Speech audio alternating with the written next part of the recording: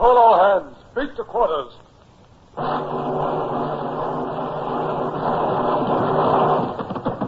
Run out the guns. Stand by the starboard battery. One broadside into it, if you please, Captain Bush. Pointers on target. Flintstocks ready. Aye, sir. Ready. Fire up.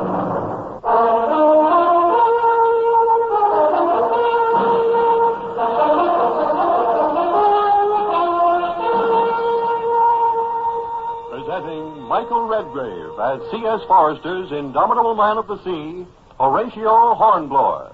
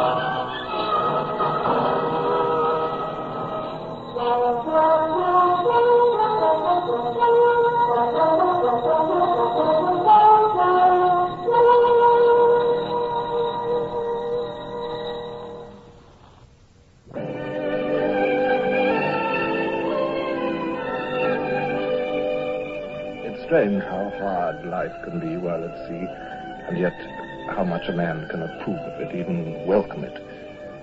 Only several months ago, I'd been a country squire, Sir Horatio Hornblower, in residence with my lovely wife, Lady Barbara.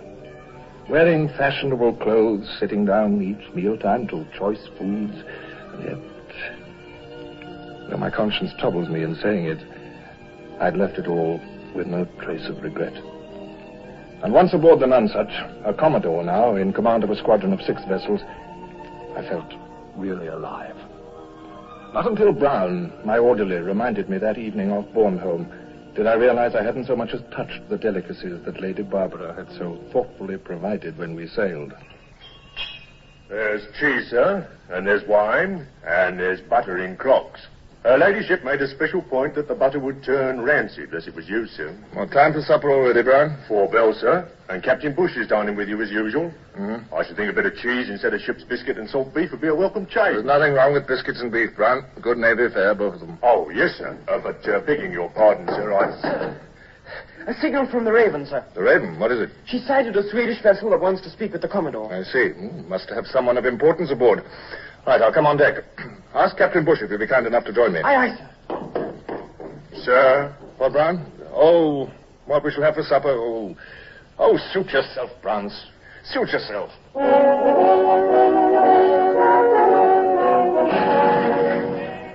Poor Brown. No sooner had I snapped at him than I regretted being so brusque. Yet how could I bother with food with my mind full of so many concerns? We'd been a month already in the Baltic, with express orders from the Admiralty to make it as uncomfortable as possible for Bonaparte.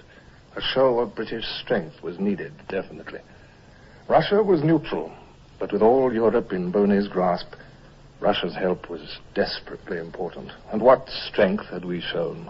A few small engagements. It would take more than that to bring the Tsar to side with us against Napoleon.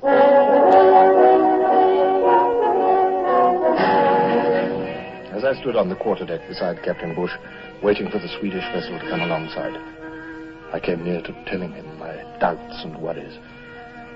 I decided against it, at least for now. There's 2 of them coming aboard, sir. Quarter glimpse of that first one. I'd say a Swede. I hope he brings some news, whoever he is.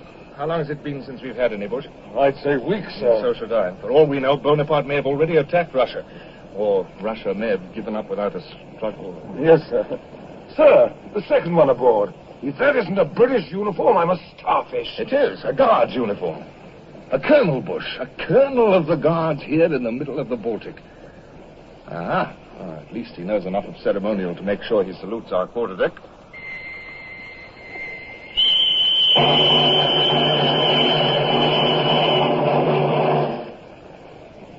Good evening, sir. You are Captain Sir Horatio Hornblower? Yes, Commodore commanding this squadron. I am Colonel Lord Wychwood. I've dispatched you from our ambassador at Stockholm, sir, and I've also several of the latest newspapers. Newspapers? Oh, good. We've been quite short on news, of course. Yes, I'm sure you have. Have you made the acquaintance of Baron Basse? Honored. He's a representative of Sweden. He also has some messages. Well, gentlemen, forgive me. Perhaps the best place for this discussion would be in my cabin. Captain Bush and I were just about to dine. If you'll be good enough to join us. Well, Our table can still boast a few small delicacies. There's cheese, Stilton, I believe, and, O'Brien. Yes, sir. But there's cheddar also, and there's smoked mutton ham and jam, sir. Well, break it out at once, Brown. Lord Wychwood, I notice that these newspapers are in German and Polish. Quite so. You can translate? I? Barbarous tongues like that, sir. English good enough for me, sir. And you, Baron? Beg pardon. German I can to some extent, but the Polish, no. Oh, well, we'll manage, Baron. Bush, will you pass the word to my clerk, Sorger, to come to my cabin at 6 bells? He's a Finn, but he's told me that he speaks all the Baltic languages.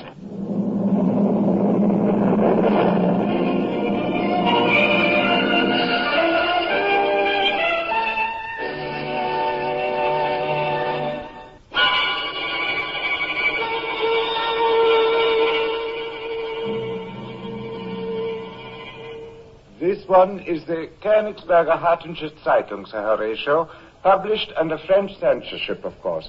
It reports on a meeting at Dresden. Bonaparte is there. At Dresden? Yes, Baron. Oh, go ahead, Sorger, go ahead. There are 9 army corps. At Dresden, at Warsaw, at Danzig. All aimed at Russia, it appears, Hornblower. How many men would you say that meant altogether? Well, you'll be able to calculate that better than I, Colonel. Oh, yes, army men, of course. Oh, but I'd say it might come to 500,000. Well, here is something, Sir Horatio. The Warsaw Gazette has a long article about Russia. Well, read it, Sorger, read it. It calls Alexander the barbarian ruler of a barbarian people. Thank you, Sorger. Yes, I think that will do for now. Yes, sir. Good night, gentlemen. A strange one, that one, Commodore. He has hate in his eyes. Possibly, Baron Basse. However, it grows late, and if you and Colonel Wychwood intend going back ashore, we'd best... Commodore Hornblower, I don't think we are going ashore. What's that? To put it another way, Baron Basse and I wish to stay on board the Nonsuch. This is a ship of war, Colonel. I'm afraid I must... Quite so. Allow me to present this dispatch, sir. You will notice it's from His Britannic Majesty's ambassador to the court of Stockholm. Let's see. Bonaparte has invaded Swedish Pomerania. Now, this is news. Baron Basse, is Sweden then no longer neutral? There has been no formal declaration of war. Yes, sir. but you have been invaded. I understand, yes. Much still depends on Russia, is that it? Everything depends on Russia. We scarcely could move alone. Well, Baron, that's one reason we are here, to prove to you that you are not alone. The balance of the dispatch explains more fully, Sir Horatio. Yes, thank you. I am directed and required to enable Lord Wychwood to open communication with the Russian government so as to assure His Imperial Majesty the Tsar of the full support by land and sea of British forces in the event of war between Russia and France. I am further directed to make use of any opportunity that may present itself to further better relations with the Russians. Better relations? What's that mean, sir? Diplomatic language, Bush. It means bring young Tsar Alexander into our camp as an ally. Exactly. And by whatever means. It had better be soon. 600,000 of Napoleon's troops massed on our borders. A show of strength that Sweden cannot match. We've got our own strength, Baron. Strength, Captain Bush? 6 British ships. No. Don't look down your nose at him, Basse. Besides, Alexander's a curious fellow. Has a mind of his own, highly emotional. Never know what might influence him one way or the other. Might be anything. Oh, no disrespect to His Great Eminence, of course. Well, Commodore? Colonel Wychwood, this dispatch employs the words directed and required. Yes? May I point out that the wording should have been request and advise. An ambassador cannot give orders to a naval officer. Well, I say now... Furthermore, my orders from the Admiralty said nothing about taking part in politics. Politics, sir? Important politics? Sir, what could be more important than to convert Alexander to your cause? I am a naval officer, not a politician. Still... Sir, if I may point out something to you... Yes, no need to point it out, Bush. I know what you're going to say. The very presence of a British squadron well to eastward in the Baltic could have a sizable effect on Alexander. Yes, sir. Gentlemen, I offer you the hospitality of my ship. Captain Bush, will you give orders to alter our course, if you please? Our destination is the Russian port of Kronstadt.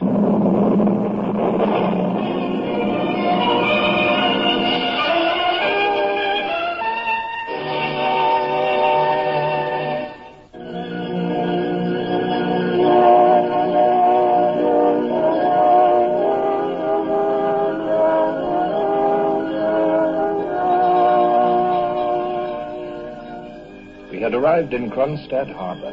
Not all night long, we lay under the guns of Russian fortresses. I tried to show much more assurance about this whole queer project than I felt. But at least the Russians had returned our entering salute. The following morning, we had only one visitor, the harbor doctor, to give us pratique. I accompanied him to the sick bay and between decks. No sickness, no plague, no pestilence? None.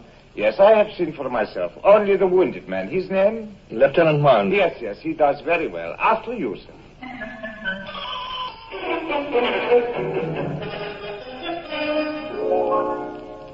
Later that morning, the wind began to flaw.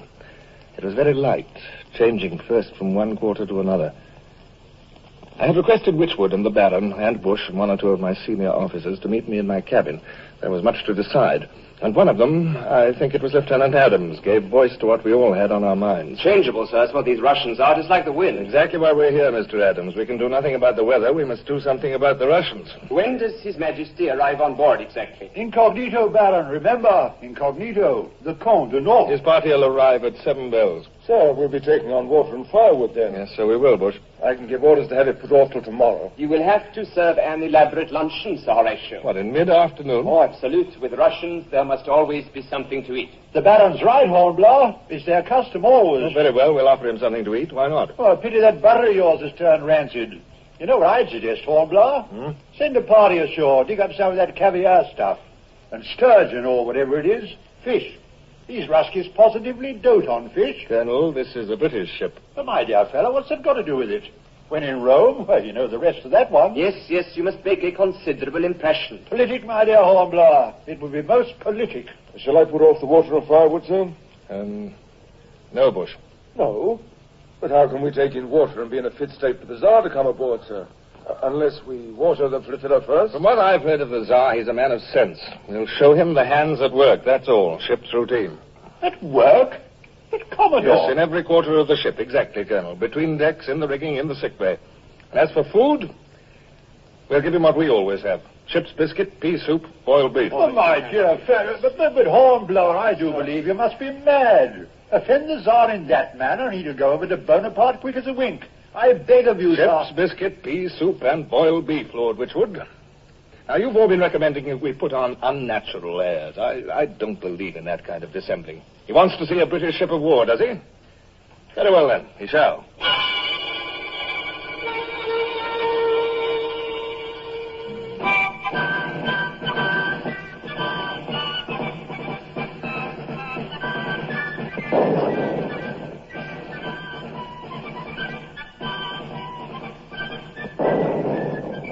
Good afternoon, Commodore Hornblower. Permit me to present the Comte de North. Good afternoon, Commodore. I hope our little visit does not discommode you greatly. Not that way to compare to the honor done to the ship, sir. May I present Colonel Lord Witchwood? Honored, Your Honor, sir. Baron Bassett? Honored, sir. Captain Bush, master of the Nonsuch. Your servant, sir. Captain Bush, will you give orders to prepare the ship for taking on water and firewood? Monsieur le Comte, if you'd care to see more of the ship. I would indeed.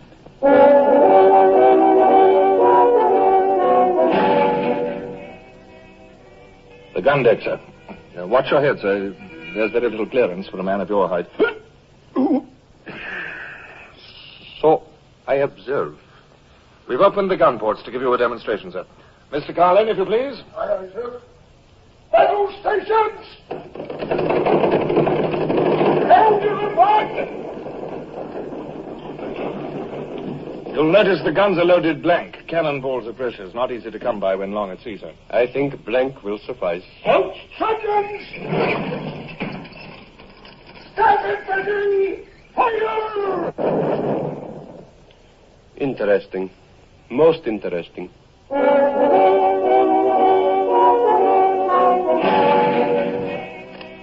The midshipman's berth, Monsieur le Comte. This? tiny space? Yes, sir. Commodore, you were once a midshipman yourself? For 4 years, sir. In the British Navy, everyone starts at the bottom. 4 years? You lived 4 years in a berth like this? Well, not quite as comfortable as this, sir. I was in a frigate. This is a battleship. It's not as crowded. I suppose it is necessary. How long have you served? I've been in the Navy 19 years, sir. How long at your present rank? As Commodore, only 2 months. 9 years before that as captain, 6 years lieutenant, and 4 years as a midshipman. 19 years. And yet you seem none the worse for it. Sir, they've been the happiest days of my life. Monsieur le Comte, it grows late. May I suggest luncheon?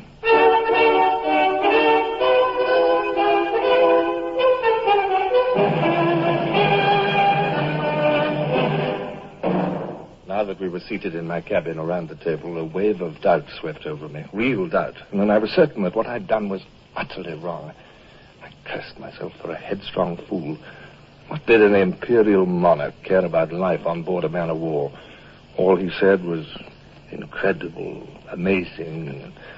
And then Lieutenant Adams reached for a ship's biscuit.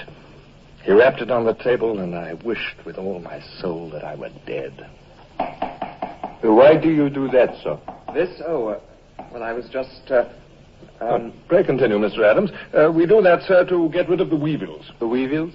Insect family, sir. He's knocking them out. Yes, that's right, sir. If you tap gently, they come out of their own accord. Well, this way. Do you see, sir? Yes, I see. Captain Bush, will you pass Monsieur le Comte the biscuit tray? No, thank you. I think not, thank you. Brown, will you serve the soup? Yes, sir.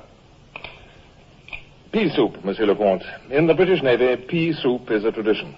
Pea soup?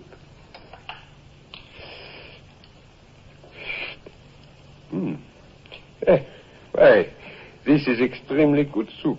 Yes, extremely. I commend it to your excellency. Well, I... Come, Brown, serve us all. His Excellency the Minister, Baron Bassey. I'm hungry as a bear.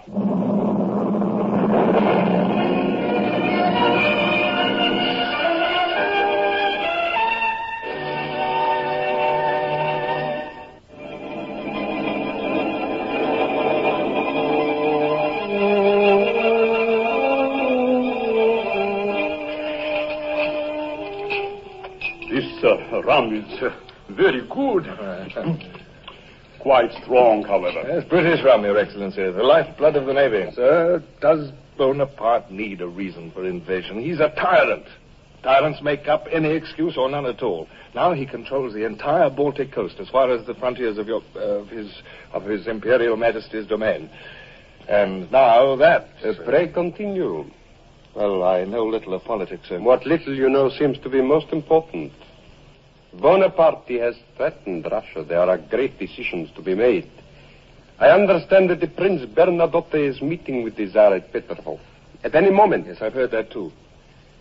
Sir, Bonaparte's threats are always serious. His methods are always the same. A demand and then another demand. A concession and then another concession. And finally, when the last concession has made his foe too weak by then to resist fully, he marches in and makes an easy conquest.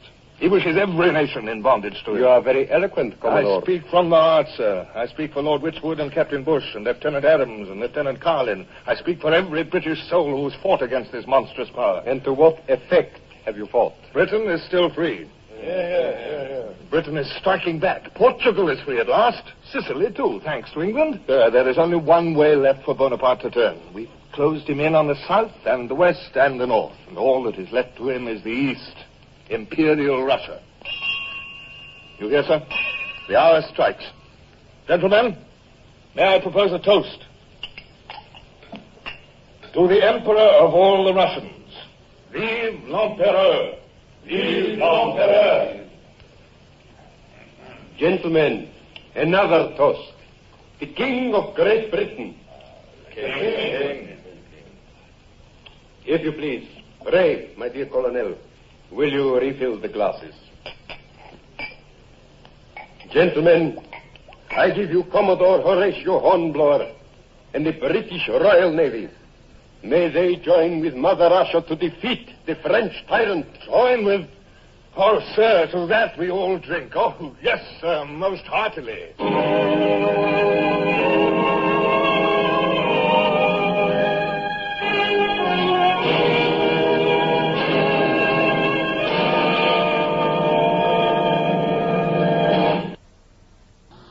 Horatio Hornblower, starring Michael Redgrave, is based on the novels by C.S. Forrester. Music composed and conducted by Sidney Torch. Produced by Harry Allen Towers.